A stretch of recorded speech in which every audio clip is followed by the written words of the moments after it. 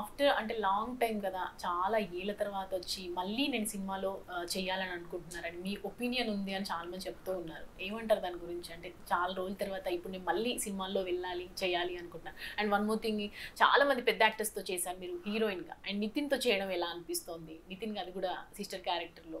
అవునవును. అంటే సినిమాలో చెయ్యాలని అనుకున్నా గూడా అండి మనకి ఆపర్చునిటీ రావాలి. మనం Exactly. క్రియేట్ చేయలేం Yeah, గాబట్టి ఇక్కడ ఆపర్చునిటీస్ మనం క్రియేట్ చేసుకోలేము. వచ్చినప్పుడు తీసుకోగలము, దాన్ని యూజ్ చేసుకోగలం. సో, ఇప్పుడు ఆ పనిలోనే ఉన్నాను. సో, ఇప్పుడు జనాలకి ఎలా నచ్చుతుందో చూసి, ఇంకా మనకి రైటర్స్, అదర్ డైరెక్టర్స్ ఎంత బాగా రాస్తారు, అవును. నా కోసం రోల్స్ ఎట్లా రాస్తారు అనేది చూడాలి. Future I can't predict. But అవుతే మంచి రోల్స్ వస్తే చెయ్యాలి అని అయితే ఉంది. సో, ఇంకా డెస్టినీ చూడాలి. తర్వాత నితిన్ గారితో చేయడం అంటే అందరితో చేసాం. ఆయన కూడా అంటే చాలా యంగ్, చాలా ఇంకా యంగ్ నితిన్ గారిని జయంలో చూసిన నితిన్ గారి లాగానే ఉన్నారు. ఏం పెద్ద మారలేదు. బట్ కాకపోతే ఆయన ఏంటంటే ఈజ్ వెరీ నైస్ పర్సన్. అంటే ఎక్కువ టాంట్రమ్స్ లేవు, ఒక బిల్డప్ లేదు, ఒక హడావిడి, ఒక అంటే ఆ డిస్టెన్స్ క్రియేట్ లేదు. సో ఆయన ఎవరితో అయినా మాట్లాడగలరు, ఎవరితో అయినా ఫ్రెండ్లీగా ఉండగలరు, ఎవరితో అయినా he can behave very nicely. So very very cool and calm and effort కూడా పెడతారు, కానీ అది పెడుతున్నట్టు కూడా తెలీదు. అది రిజల్ట్ కనపడుతుంది. So it's very in that way very very nice and ప్రిపేర్డ్గా వస్తారు. గుడ్ ఎక్స్పీరియన్స్ అంటే ఈ సినిమాలో అంటే మేము చేయడం ఈజ్ అ గుడ్ ఎక్స్పీరియన్స్ అండి, దట్స్ ఇట్. కాకపోతే while shooting was happening it was very difficult for everybody. ఇది ఎక్సెప్షన్ లేదు.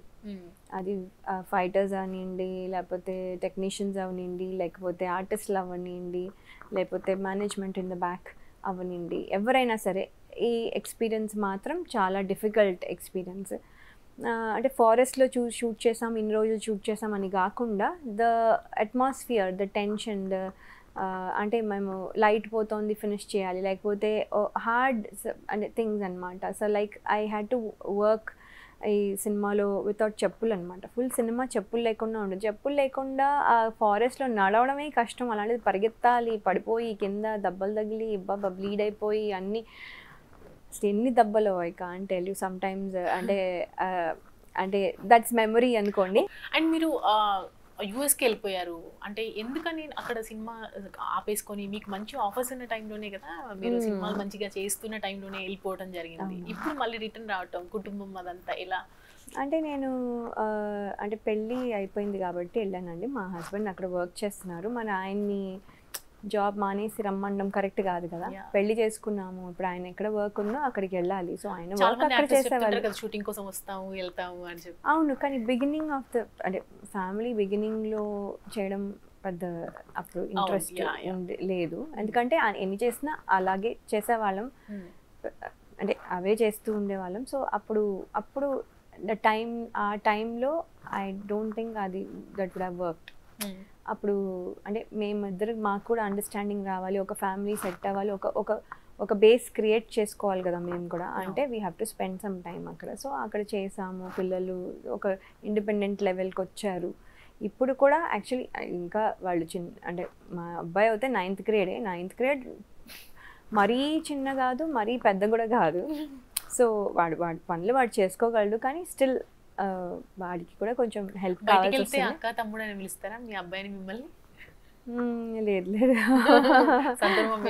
వాడు యాక్చువల్లీ చాలా చిన్నగా ఉంటాడు. వాడు ఏజ్ కంటే వాడు చిన్నగా ఉంటాడు. 14 years old నౌ, బట్ 14 లాగా ఉండడు వాడు. యాక్చువల్లీ 10 ఏదో అంటే నమ్మేసి వాడు చాలా చిన్న పిల్లాడిలా ఉంటాడు.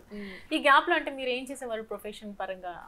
నేను ఐటీలో ఉన్నానండి. నేను జాబ్ అంటే ఇక్కడికి రావాలంటే అన్ని రోజులు లీవ్ ఇవ్వరు. ప్లస్ ఏంటంటే ఇక్కడ నైట్ అంతా వర్క్ చేయాలి, అక్కడ డే కదా. ఇక్కడ నైట్ వర్క్ చేసి మళ్ళీ పొద్దున్నే వర్క్ చేసి ఇది ఈ సినిమాకి అవ్వదు. అలా ఏదో ఒక 1-2 weeks క్యారెక్టర్ అనుకోండి మేనేజ్ చేయొచ్చు లీవ్ తీసుకుని, అలాగా ఇది అవ్వదు. సో అంటే మనము ఒక బోట్ మీద లెగ్ పెడితే బెటర్. సో అది అందుకని అది గివప్ చేసేసి వచ్చాను. ఫ్రాంక్లీ స్పీకింగ్ కాబట్టి ఫ్రాంక్లీగా అడుగుదాం. ఇండస్ట్రీలో ఇప్పుడు చాలామంది ఎంటర్ అవ్వాలంటే కూడా హీరోయిన్గా సస్టైన్ అవ్వాలన్నా వాళ్ళకన్నీ కొన్ని ప్రయారిటీస్ ఉండాలి, ఎక్స్పోజింగ్ పరంగా కానీ కొన్ని ఉంటాయని చెప్తూ ఉంటారు. అది ఎంతవరకు నిజం అంటారు? అంటే డిపెండ్స్ అండి. ఇప్పుడు క్యారెక్టర్కి ఏం కావాలో డైరెక్టర్ గారికి కావాలి. అంటే ఇప్పుడు ఫర్ ఎగ్జాంపుల్ అనుష్క గారే చూసుకోండి, ఒక సినిమాలో వ్యాంప్గా చేశారు. ఆ క్యారెక్టర్ అలాంటిది. అంటే you have to do it. అంటే క్యారెక్టర్ ఎలాగో అలా చేయాలి. ఇప్పుడు అది మనకి ఫిట్ అవుతుందో లేదా మనం డెసిషన్ ఎప్పుడైనా తీసుకోవచ్చు. మనకి అది సెట్ అవుతుందా లేదా, మనం చెయ్యొచ్చా లేదా. ఇప్పుడు నాకు దీని ముందు ఫర్ ఎగ్జాంపుల్ నాకు దీని ముందు చాలా ఆఫర్స్ వచ్చాయి, కానీ నాకు వర్కౌట్ అవ్వలేదు. నాకు కొన్ని నచ్చలేదు, కొన్ని నచ్చినా కూడా చేయలేక ఆ టైమింగ్ ఏదో కుదరక ఏదో సంథింగ్ లాట్ ఆఫ్ థింగ్స్ వల్ల అది వర్కౌట్ అవ్వలేదు. So we have a choice. మనం చెప్పగలం మనకి ఏం కావాలో ఏం చేయలేదో. సో అది ఏమి రూల్ ఒక ఇది ఇలాగా అని ఏం లేదు. డైరెక్టర్ గారు ఒక విజన్తో రాసుకుంటారు, రైటర్ అండ్ ఆల్ దట్. వాళ్ళు ఒక విజన్తో వస్తారు. ఆ విజన్లో లైఫ్లో పెట్టడానికి యాక్టర్స్ హెల్ప్ చేయాలి. అది మనం చెప్పినప్పుడు అది మనకు నచ్చుతుందా లేదా అని అడుగుతారుగా, అప్పుడు మనం చాయిస్ తీసుకోవచ్చు. ఇన్నేళ్ళలో ఇన్ని సినిమాలు చూసాం కానీ మిమ్మల్ని ఎప్పుడు అంటే అసలు లయ గారు అంటే ఒక పద్ధతిగానే ఉంటారు అనేది ఒక ఉంది.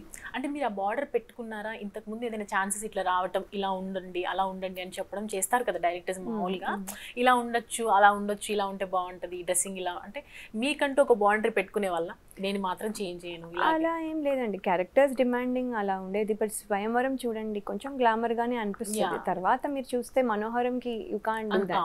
ఇప్పుడు నేను చేసిన సినిమాలన్నీ అలాంటివే. సో గ్లామరస్గా వాళ్ళకి ఆప్షన్స్ ఉన్నాయి.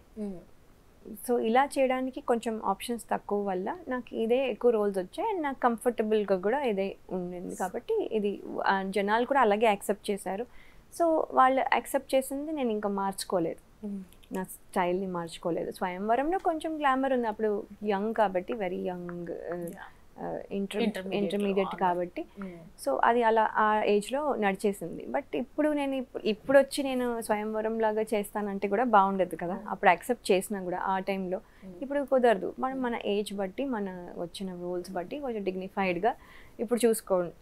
ఇప్పుడు డిగ్నిఫైడ్గా ఉండాలి, రైట్? ఇప్పుడు అలా ఆ టైంలో అలా వచ్చాయి అంతే. అదేమి చాలామంది ఇండస్ట్రీలో సస్టైన్ అవ్వాలంటే చాలా స్ట్రగుల్స్ ఉంటాయి అంటే రావడానికి కూడా. అట్లాంటి అమ్మాయిలకి మీరు ఏం సజెషన్ ఇస్తారు యాజ్ ఎ హీరోయిన్గా? అంటే ఎక్కడైనా అంటే నేను ఇండస్ట్రీ అని చెప్పను. ఇట్స్ నాట్ దట్ ఈస్ అంటే it's let's generalize it. Industry అనేది అది ఒక్కటే ఎక్సెప్షన్ ఏం కాదు. ఎక్కడైనా వర్క్ ప్లేస్కి వెళ్తున్నా కూడా, ఏదో బయటికి వెళ్తున్నా కూడా, ఏం చేసినా కూడా అది అబ్బాయి అని అవనివ్వండి, అమ్మాయి అని అవనివ్వండి, అమ్మాయి కొంచెం ఎక్కువ అనుకోండి, we have to be careful. Exploit చేసే వాళ్ళు ఉంటారు. ఎక్స్ప్లాయిటేషన్ అంటే రకరకాలుగా కూడా చేయొచ్చు. అంటే ఇప్పుడు ఎక్స్ప్లాయిటేషన్ అంటే మనము వర్క్ చేస్తుంటే ఇంకా మనతో ఎక్కువ వర్క్ చేయదు. మనం వర్క్ చేసే వాళ్ళము మనకే అన్ని వర్క్లు ఇచ్చేసారు అనుకోండి, మనం కరెక్ట్గా చేస్తామని, అది ఎక్స్ప్లాయిటేషనే కదా. అందరికీ డివైడ్ చేయాలి మన టీంలో.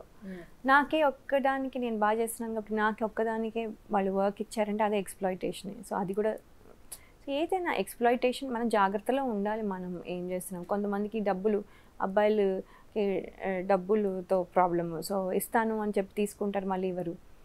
సో ఆ ఎక్స్ప్లాయిట్ అట్లా ఉంటుంది. For more videos like this, subscribe Big TV channel.